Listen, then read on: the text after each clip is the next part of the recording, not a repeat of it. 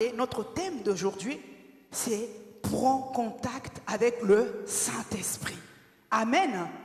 Est-ce que quelqu'un entre nous vont dire prends contact avec le Saint-Esprit? Oui, parce que toute relation commence par un contact.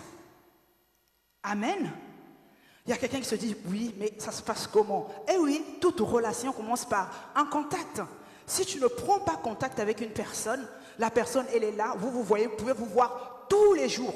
Mais tu ne peux pas parler d'intimité si un jour tu ne t'approches pas de cette personne et après le contact, après les échanges, après les moments passés ensemble, à parler, à discuter, des bons moments passés ensemble. Et c'est à partir de là, au fur et à mesure, vous pouvez passer d'une relation de contact simple, de connaissance simple ou d'amitié simple à une relation intime. Est-ce que quelqu'un me suit? Je prenais souvent l'exemple de deux personnes. Deux personnes, je dis un frère et une sœur dans l'église. Au départ, c'était frères et sœurs en Christ. Ils se voyaient, un frère sympa, dans le même département peut-être. On sert ensemble, on est bien, sans plus. Et un jour, on prend contact. Et un jour, on commence à se fréquenter. Et c'est là où on parle de cheminer pour les chrétiens. Donc, dans le but de quoi? D'être ensemble demain. Mais au départ, le frère, tu le voyais, c'était sans plus. Est-ce que quelqu'un est en train de me suivre? Tu prends une décision, vous vous entendez, vous décidez de se dire, on va marcher ensemble, on va cheminer ensemble. Vos regards vont changer et vous allez commencer à approfondir votre relation. Est-ce que vous êtes en train de me suivre? Vous allez commencer maintenant à approfondir la relation. Au lieu de se voir de temps en temps ou de discuter de temps en temps à l'église, mais on se rapproche plus, on prend beaucoup plus de temps ensemble, on discute plus, on partage nos désirs, ou bref, on partage j'allais dire, ce que nous aimons, quels sont tes hobbies, qu'est-ce que tu aimes, qu'est-ce que tu aimes faire. Et au fur et à mesure, on apprend à se faire connaissance. Et après cette connaissance, on approfondit notre relation. Et après, ce qu'on n'avait pas prévu avant, nous devenons intimes. Donc c'est l'aboutissement, c'est le cheminement, c'est un chemin. Mais ce chemin, cette relation d'intimité a commencé par un contact. Une prise de contact du départ. Et cela, c'est capital même avec le Saint-Esprit. Ça ne tombe pas du ciel. Ça ne se fait pas parce qu'on a prié, parce qu'on a jeûné, parce qu'on le sait. Non. Parce que depuis le temps que tu le sais, est-ce que ça, de toi à moi, tu peux te dire, oui, je le savais, je sais qu'il faut le faire. Mais est-ce que tu vois le résultat attendu? Voilà pourquoi tu as besoin de prendre conscience de cela et commencer à le faire de manière intentionnelle. On va les prendre ensemble. 1 Corinthiens, au chapitre 3, verset 16. C'est vrai que c'est le verset que nous lisons ici souvent. 1 Corinthiens, donc 8 secondes. 1 Corinthiens 3, verset 16. Je lis. Ne savez-vous pas que vous êtes le temple de Dieu et que l'Esprit de Dieu habite en vous? Ne savez-vous pas? Quand on dit ne savez-vous pas, c'est comme si c'est un rappel, n'est-ce pas? Ne savez-vous pas? Je te rappelle que tu es le temple de Dieu et que l'Esprit de Dieu habite en toi. Moi, en lisant ce passage, je me pose la question, je me dis, mais si Dieu me parle comme ça, si Dieu me le rappelle, si Dieu le parle sur ce temps-là, le dit sur ce temps-là, c'est qu'il y a quelque chose, c'est qu'il remarque que je ne suis pas conscient. Est-ce que quelqu'un est en train de me suivre? Ceux qui se disent non, c'est que tu n'as pas pris conscience. Oh, ne sais-tu pas que tu es le temple de Dieu et que l'Esprit de Dieu habite en toi? C'est vrai qu'on peut avoir un sentiment de se dire, Seigneur, qu'est-ce que je n'ai pas compris? Pourquoi tu me parles comme ça? Il dit, l'Esprit de Dieu habite en vous. Eh oui, mais l'Esprit de Dieu n'est pas venu habiter en nous pour rien. En fait, en gros, c'est ça. Il est là, il habite en nous, mais qu'est-ce qu'il est venu faire? Quand Dieu te le rappelle comme ça, assieds-toi et réfléchis. Prends le temps de méditer cette parole. Prends le temps de te dire, mais pourquoi il me parle comme ça? C'est que quelque part, c'est un rappel. C'est que quelque part, il se rend compte que je ne suis pas conscient. Je l'entends, je le dis, je le parle, je le chante, mais il se rend compte que ce n'est pas bien assis à l'intérieur de moi. Voilà pourquoi il me fait ce rappel. Et le Saint-Esprit, sa mission, c'est quoi? Mais c'est nous aider à comprendre la volonté de Dieu. Surtout de vivre la vie de Dieu et la manifester.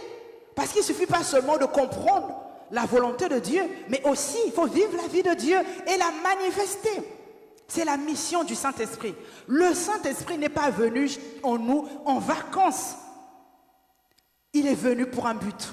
Il est venu pour accomplir une mission. C'est nous faire comprendre. La Bible dit que qui de vous connaît l'esprit de l'homme si ce n'est qui connaît l'homme si ce n'est l'esprit de l'homme, et qui connaît Dieu si ce n'est l'esprit de Dieu. Donc seul le Saint-Esprit est capable de nous révéler qui est Dieu. Amen. Le Saint-Esprit, c'est lui qui connaît Dieu. Il connaît, la Bible dit, il sonde même les profondeurs de Dieu. Il connaît Dieu, il connaît les pensées de Dieu. Donc tu as la bonne personne à l'intérieur de toi. Amen. Tu as la personne qu'il te faut en toi. Tu cherches, oui, je cherche la volonté de Dieu. Il y en a qui vont d'interrogation en interrogation. Il y en a qui vont de prophète en prophète, qui vont de questionnement en questionnement, d'enseignement en enseignement. Mais la Bible, Dieu te dit aujourd'hui que le Saint-Esprit en toi te révèle la volonté de Dieu. Amen. Te donne tout ce que Dieu attend de toi. Te dicte toute la volonté de Dieu pour ta vie. Le Saint-Esprit a tellement, tellement d'avantages pour nous. Nous allons encore lire Jean 16 au verset 13.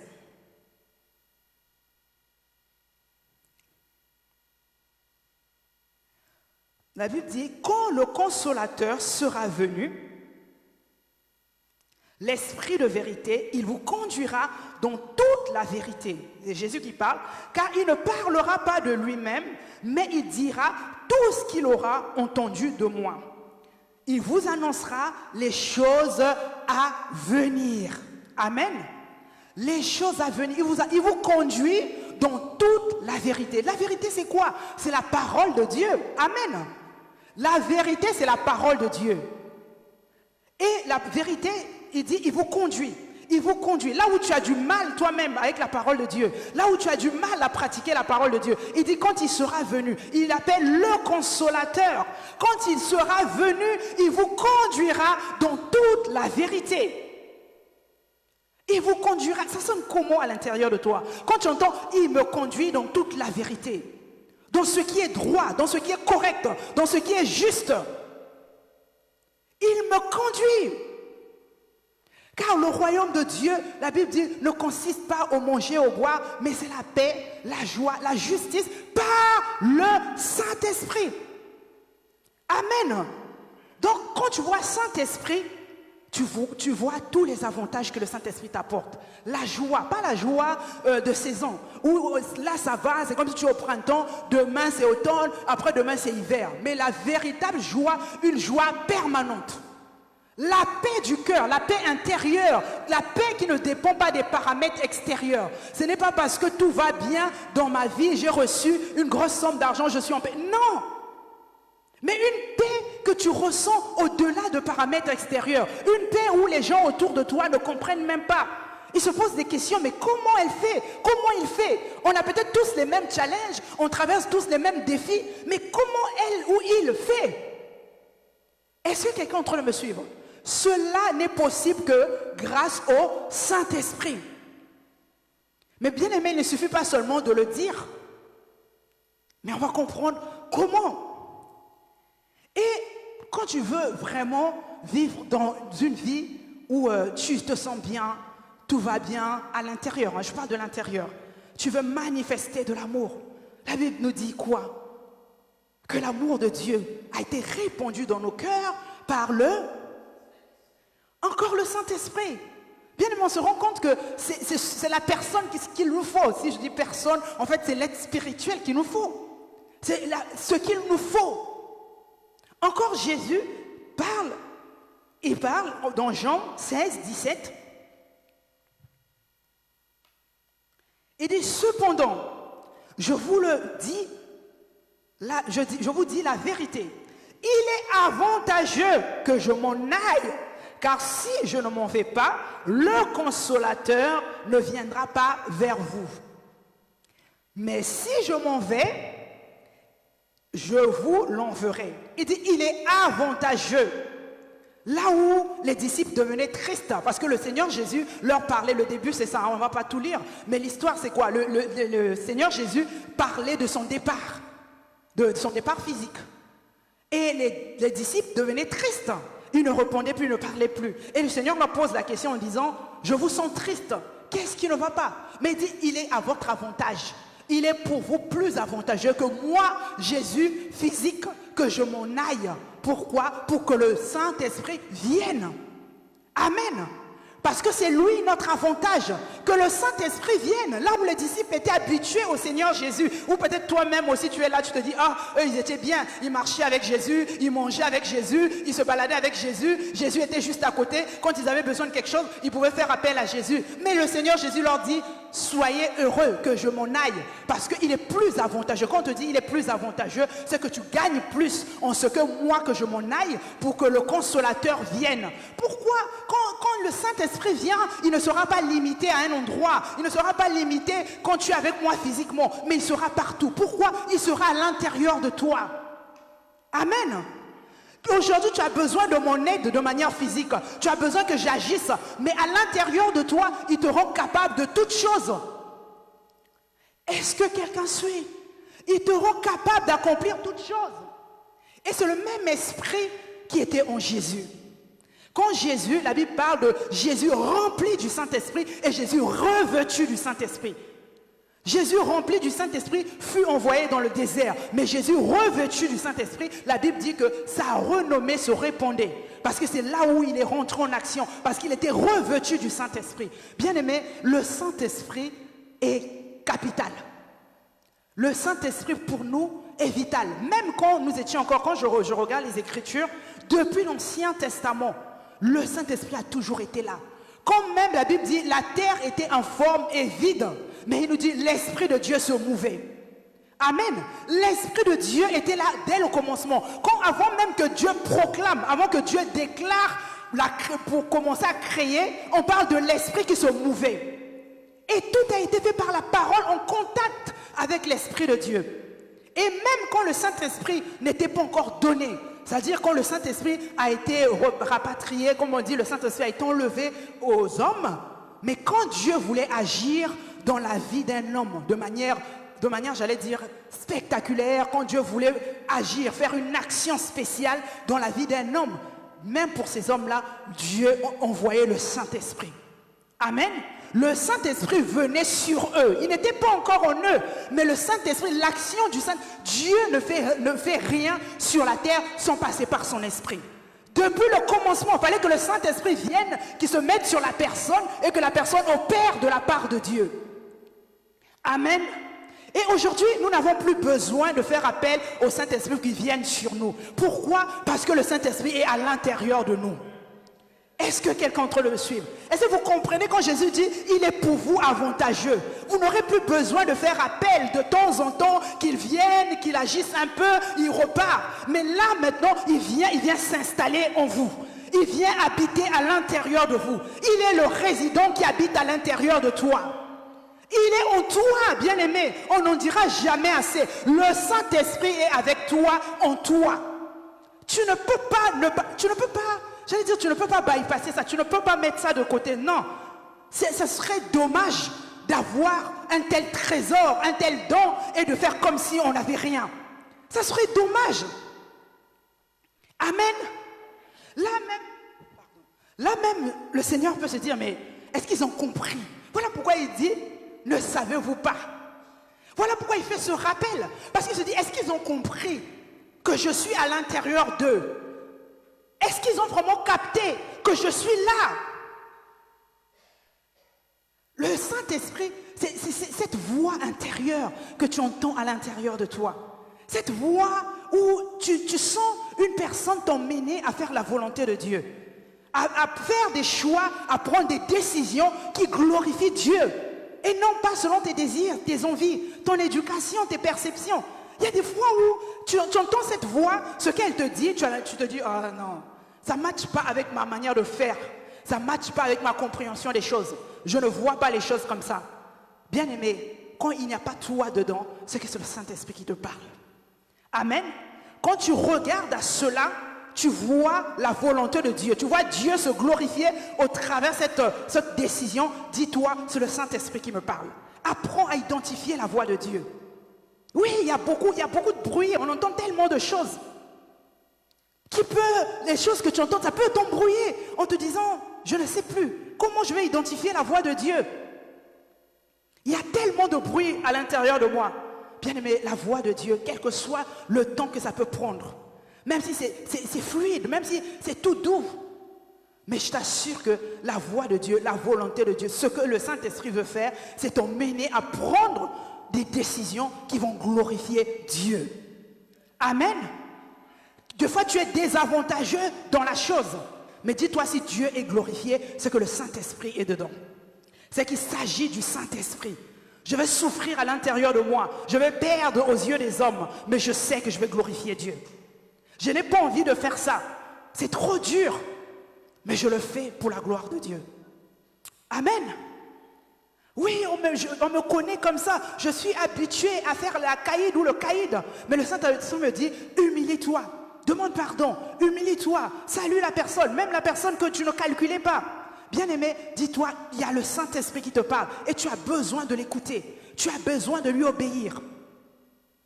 Amen. Souvent, c'est dommage parce que le Saint-Esprit, il vient, il nous conduit, il est là pour nous coacher, nous annoncer les choses. Et quand on parle de la voix intérieure, il faut comprendre que cette voix intérieure, ce n'est pas tu ne marches, tu es en train de dire, bon, Saint-Esprit, parle-moi et tout, non. La Bible dit que Dieu parle tantôt, donc dans Job 33, au verset 14.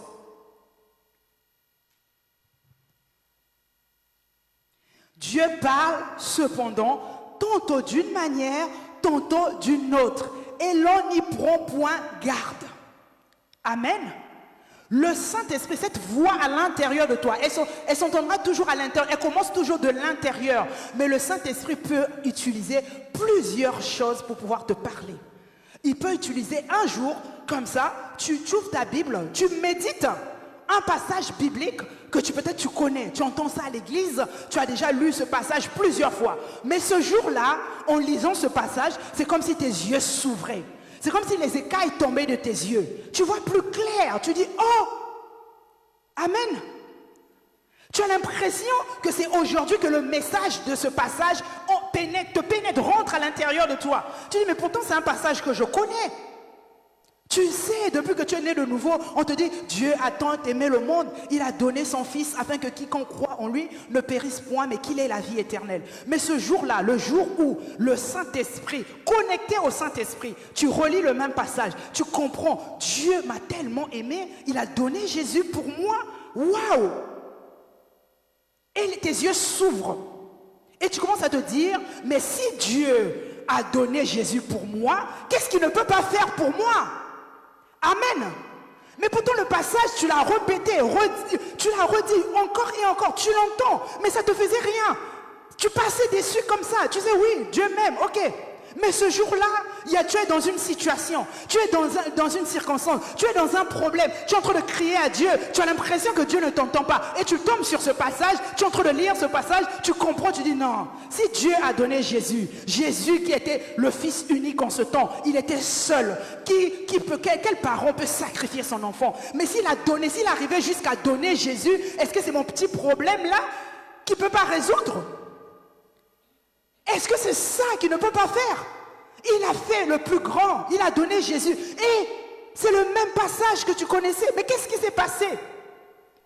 C'est ce jour-là où tu as été open, tu étais ouvert au Saint-Esprit. Le Saint-Esprit t'a transmis le message. Et ce qu'on appelle communément dans l'église un réma. Une révélation. Un réma, quelque chose qui sort comme ça. Waouh! Comme un éclair. Tu te dis, waouh, je n'avais pas vu ça comme ça. Bien aimé, même au travers d'une prédication, Tu dis, bon, aujourd'hui on va parler du Saint-Esprit. Bon, on a déjà fait les formations Saint-Esprit, on a déjà écouté Saint-Esprit. Qu'est-ce qu'on va encore nous dire de plus? Mais bien aimé, si tu es open, si tu es connecté au Saint-Esprit, ne fût qu'un mot, tu vas te dire, non, là, j'ai compris. On peut tout arrêter, là, moi j'ai reçu mon message. J'ai reçu ce qu'il me fallait. Est-ce que quelqu'un est en train de me suivre?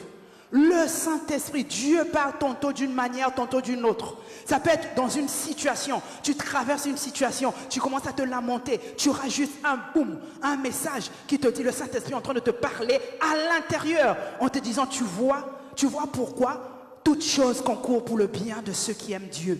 Est-ce que tu aimes Dieu? C'est la question que je dois te poser. Oui, j'aime Dieu. Voilà, cette situation va parcourir pour ton bien. Amen. Parce que je te dis, mais qu'est-ce que j'ai fait? Pourquoi encore ça? Il dit, c'est pour ton bien. Tu dis, Seigneur, là où je suis là, je ne comprends pas le bien que ça m'apporte. Mais ce qui est sûr, tu es un Dieu fidèle. Ce qui est sûr, tu n'es pas un homme pour mentir. Si tu me le dis, je sais que c'est la vérité. Alors j'attends voir la manifestation de ta vie. Amen. C'est l'exemple. Tu peux être dans une grande maison. Tu es dans une grande maison où tu as des chambres disponibles.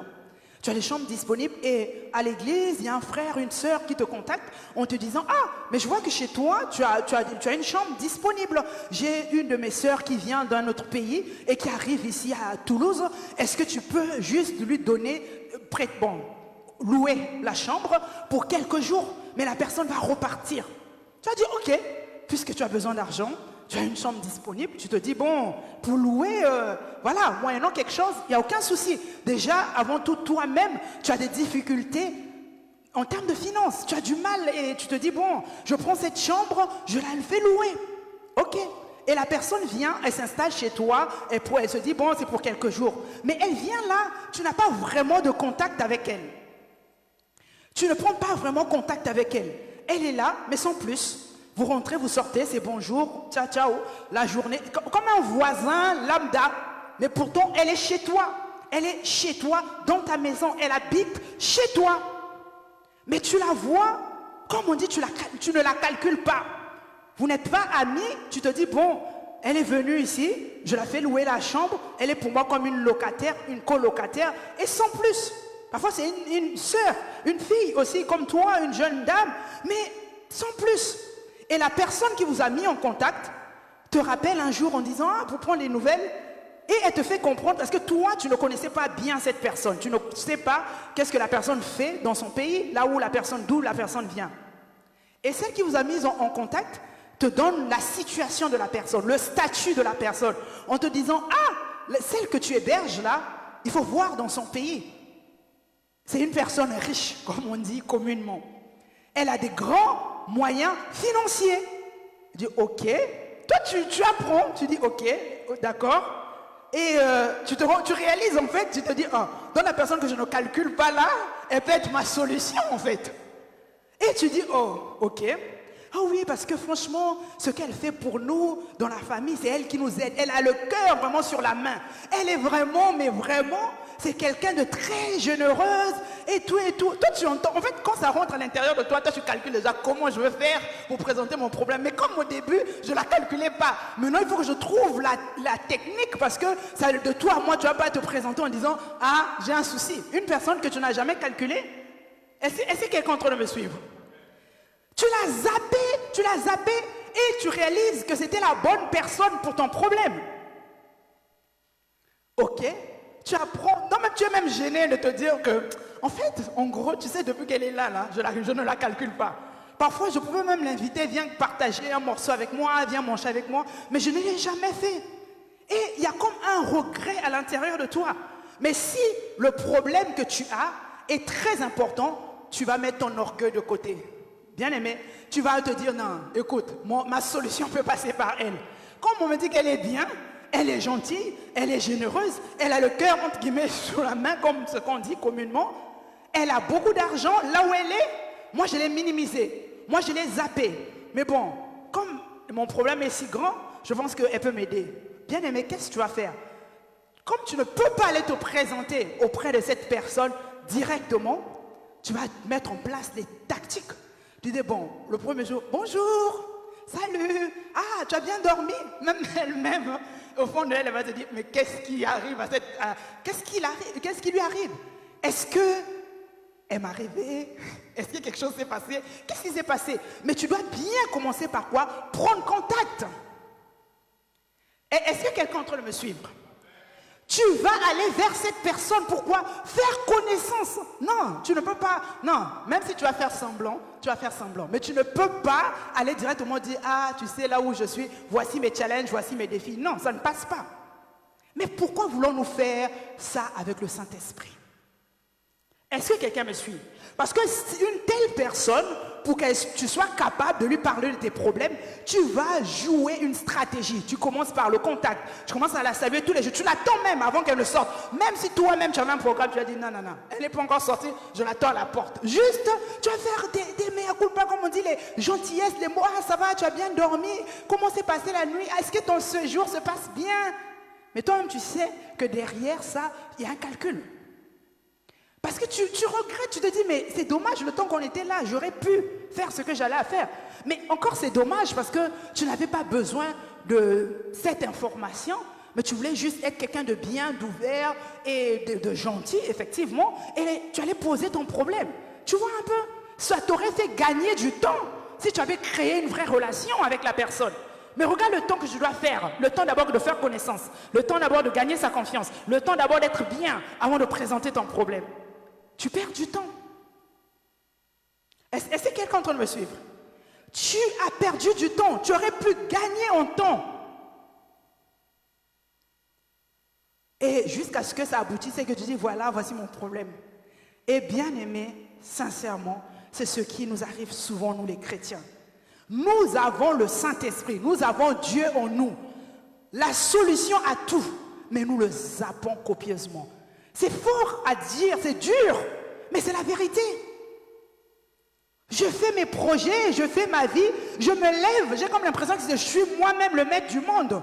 Même le souffle que tu as, des fois tu oublies que c'est quelqu'un qui décide de ça. Est-ce que quelqu'un est en train de me suivre? Je suis en bonne santé, mais est-ce que tu sais qu'il y a quelqu'un derrière qui est souverain, qui peut décider de tout? Est-ce que tu prends même un temps pour dire Seigneur merci? Ou tu regardes juste à tes challenges, ah non, il n'a pas encore répondu à ça, j'ai encore telle facture, j'ai encore telle ordonnance, j'ai encore telle situation, je n'ai pas encore vu, je n'ai pas encore fait, il n'a pas encore fait ceci, il n'a pas encore répondu. Est-ce que tu prends le temps de dire Seigneur, merci? Je ne sais pas de quoi sera fait le lendemain, mais je sais qu'à chaque jour suffit sa peine. Aujourd'hui là, c'est le jour que tu as fait. Et je crois que c'est un sujet de joie pour moi. Amen. Mais quand tu pries, entre dans ta chambre, ferme ta porte et prie ton Père qui est là dans le secret. Et ton Père qui voit dans le secret te le rendra. Amen. Jésus dit, quand tu pries, entre dans ta chambre, ferme ta porte et prie ton Père qui est là dans le secret. Et le Père, et ton Père qui voit dans le secret te le rendra. Bien aimé, quand on parle de ça, on ne parle pas de la chambre forcément physique où tu vas fermer ta chambre. Il dit à l'intérieur de toi. Tout se passe à l'intérieur, dans le lieu secret. C'est ton intérieur. Barricade tout. Ferme toutes les distractions. Enlève tout ce qui peut te distraire. Enlève tous les bruits. Enlève tout ça. Prends le temps de te concentrer à l'intérieur de toi. Car Dieu est en toi, il est à l'intérieur. C'est lui qui voit, qui entend dans le secret. Mais malheureusement, souvent, quand il y a une situation, on se tourne plus vers l'extérieur. Tu as une situation, un problème à régler, tu as même la facilité de contacter les êtres humains au lieu de penser à celui qui est à l'intérieur de toi. La première personne que tu vas aller contacter, c'est le Saint-Esprit. Amen. Même, c'est le Saint-Esprit qui peut même te connecter aux bonnes personnes. Il peut passer par les personnes, mais toi, ne pense pas direct, je veux voir un tel ou un tel. Non. Toi, dis-toi, Seigneur, voici le problème. Il a dit, faites connaître vos besoins. Quel est le besoin que tu ne peux pas faire connaître à Dieu? Quelle est cette situation que tu penses que Dieu ne peut pas gérer? Et dit, en toute chose, faites connaître vos besoins. Tu as un besoin, tu vas à l'extérieur, tu regardes autour de toi, tu cherches qui va me trouver la solution, comment je veux faire, tout. Tu ne penses même pas qu'il y a quelqu'un à l'intérieur de toi. Il y a quelqu'un qui habite à l'intérieur de toi. Assieds-toi. Prends le temps de te dire, mais au fait, il y a le Saint-Esprit. Et oui, il y a le Saint-Esprit. Tu rames, tu fais des choses, ça ne fonctionne pas. Bien aimé, à un moment, fais stop. Dis stop, c'est bon. J'ai couru. J'ai marché, j'ai tourné en rond, comme le chant qui dit, je tournais, mais je n'ai rien trouvé. Il n'y a personne comme toi. Il n'y a personne comme Jésus. Il n'y a personne comme le Saint-Esprit. C'est la solution que Dieu a apportée aux êtres humains. Il savait que sans le Saint-Esprit, nous ne pouvons rien faire. Comme disait Jésus, sans moi, vous ne pouvez rien faire. Sans le Saint-Esprit, nous étions incapables, nous étions limités. Mais il a dit, je veux que vous puissiez vivre ma vie. Mais il ne nous a pas laissés orphelins. Il nous a donné le consolateur. Il nous a donné le Saint-Esprit. Dieu nous a donné lui-même. Il est à l'intérieur de nous.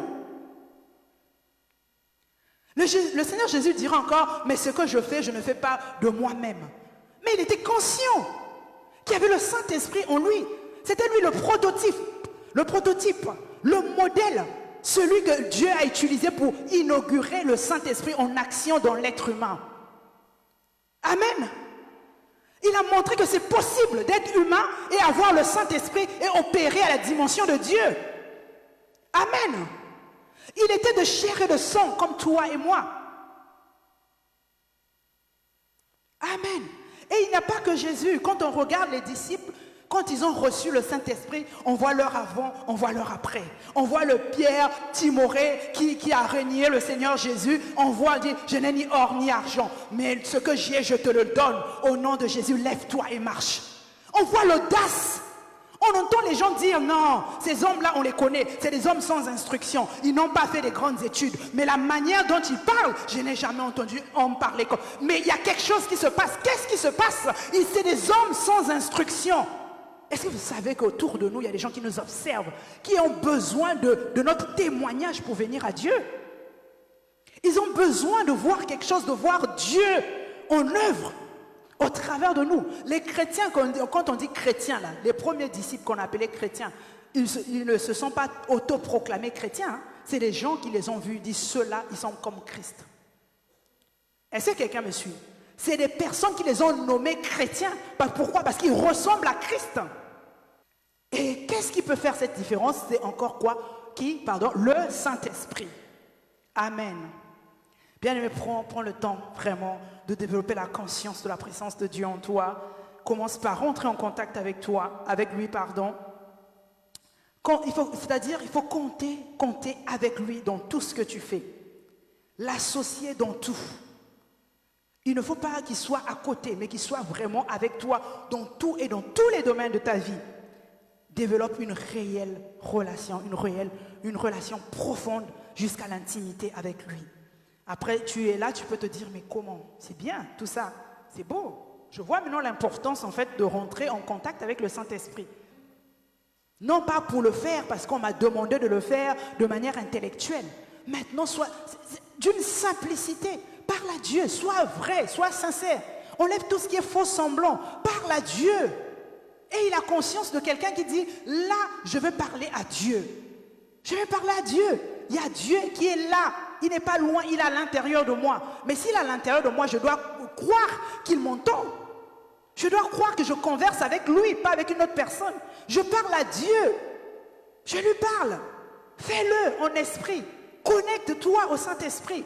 Parce que le Saint-Esprit est à l'intérieur de toi.